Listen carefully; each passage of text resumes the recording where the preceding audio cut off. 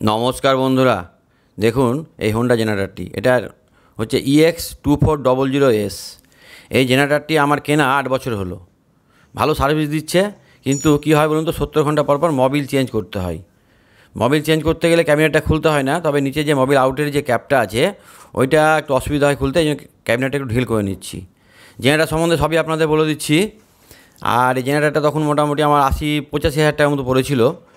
তো আমার দোকান আছে নিচে একটা, ওই গিফটের দোকান। আর যে দোকানে বসে আমি প্রতিদিন আপনাদের ভিডিও দিই সেটা আমার বাসনের দোকান।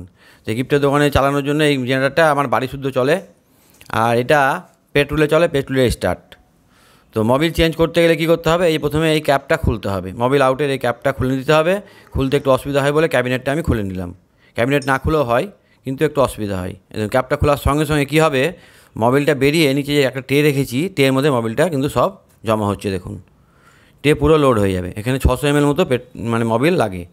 এই দেখুন, এই ওয়াশারটা যেন না হারায়, খোলার সময় লক্ষ্য রাখতে হবে। পুরো মোবিল বেরিয়ে গেল। এবার দেখুন, এই যে ওয়াশারটা লাগানোর সময় লক্ষ্য রাখতে হবে, না তো ওয়াশারটা যদি হারিয়ে যায় তাহলে কিন্তু মোবিল এখান দিয়ে সবসময় অনবরত বেরোতে থাকবে, টপ টপ করে। যাই হোক, এবার আমি ক্যাপটা লাগিয়ে দিয়ে মোবিল ভরে দেবো। তারপর আপনাদের বলি, এই জেনারেটরটা গাড়িতে কারেন্ট না থাকলে এটা দিয়ে চালিয়ে মোটরে জল তুলে নেওয়া যায়, এতটাই ক্ষমতা জেনারেটরটার।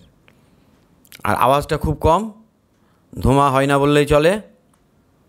কিন্তু যখন ইঞ্জিনটা খুব গরম হয়ে যায় চালাতে গিয়ে, তখন বুঝতে হবে যে মোবিল খারাপ হয়ে গেছে।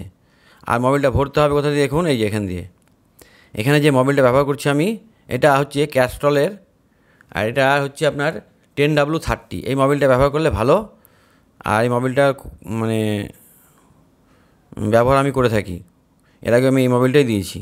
এবার এখানে মোবিল লাগবে আপনার 580 ml মতো। তো আমি মোটামুটিভাবে ঢালছি। তো মাপতে না পারলেও মোবিল দেওয়ার পরে মোবিল চেম্বার দিয়ে তাকালেই বোঝা যাবে চেম্বারটা কিন্তু লোড হয়ে যাবে। আর আপনাদের আমি বলে দিই, এই জেনারেটরটা সার্ভিস খুব ভালো, মেনটেন খরচ কিছু নেই। 8 বছর ধরে আমি ব্যবহার করছি, কোনো কিছু এখনও পর্যন্ত খারাপ পাইনি। এই দেখুন, মোবিল চেম্বার লোড হয়ে গেছে, তেমন আর মোবিল লাগবে না। এই দেখুন 300 মতো আছে, আর ছিল 900। এই যে 250 দাগ, এই যে 300 মতো আছে। যাই হোক, এই তো হয়ে গেল মোবিল ভরা। এবার মোবিলের ক্যাপটা আমি লাগিয়ে দেবো। দেখুন, ক্যাপটা লাগিয়ে দিচ্ছি। লাগিয়ে দেওয়ার পরে স্টার্ট দিয়ে আপনাদের দেখাচ্ছি।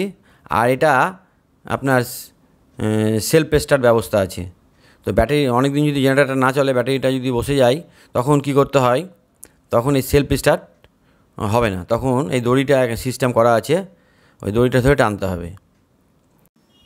জেনারেটরটি পেট্রোলে চলে, পেট্রোলে স্টার্ট। আর 1 ঘন্টা চললে 700 ml পেট্রোলেতে লাগে। আর আপনার সার্ভিস খুব ভালো, মেনটেন খরচ কিছু নেই। আর সেলফ স্টার্টের ব্যবস্থা আছে। তবে দীর্ঘদিন যদি না চলে তাহলে কিন্তু সেলফ স্টার্ট হবে না, তখন দড়ি ধরে টানতে হবে, এইভাবে। তার আগে সুইচটা অন করে নিতে হবে। এই দেখুন আওয়াজটা কত কম। আর সামনেকার ঢাকনাটা লাগিয়ে দিলে আওয়াজটা কিন্তু আরও কমে যাবে। এই দেখুন, লাগিয়ে দিয়ে আপনাদের দেখাচ্ছি। 8 বছর ধরে আমি কোনো খারাপ পাইনি, খুব ভালো সার্ভিস দিয়েছে এবং কোনো কিছু নষ্ট হয়নি। আর এই মোবিলটা 70 ঘন্টা পর চেঞ্জ করতে হয়। ইঞ্জিন যখন খুব গরম হয়ে যায় তখন মোবিল চেঞ্জ করতে হয়। 70 ঘন্টা হিসাব রাখা যায় না। আর দেখুন অন অফ, দেখুন এই যে অন আর এই যে অফ। আর ডান দিকে ঘুরিয়ে দিলে সেলফি স্টার্ট হয়ে যাবে। কিন্তু যেহেতু এখন ব্যাটারিটা ডাউন আছে, সেলফি স্টার্ট না করে আপনাদের আমি ওই দড়ি ধরে টেনেই স্টার্ট করে দেখালাম। অসংখ্য ধন্যবাদ ভিডিওটা দেখার জন্য। সকলে ভালো থাকবেন, সুস্থ থাকবেন। শেষ করলাম।